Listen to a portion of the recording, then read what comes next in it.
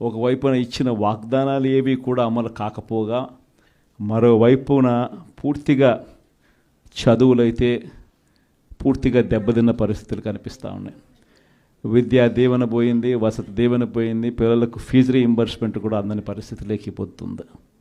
English medium చదువులు అటకెక్కే, TOEFL అన్నది గాలికి ఎగిరిపోయింది.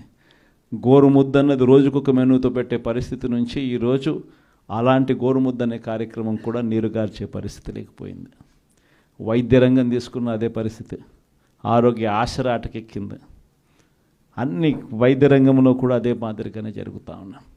వ్యవసాయం నేను చెప్పాల్సిన పనుల, పెట్టుబడి సహాయం దేవుడు ఎరుగు, ఉచిత ఇన్సూరెన్స్ ఎగిరిపోయింది, పెట్టుబడి సహాయం పోయింది, ఈ క్రాప్ కూడా సరిగ్గా చేయలేని పరిస్థితులు కనిపిస్తూ ఉన్నాయి.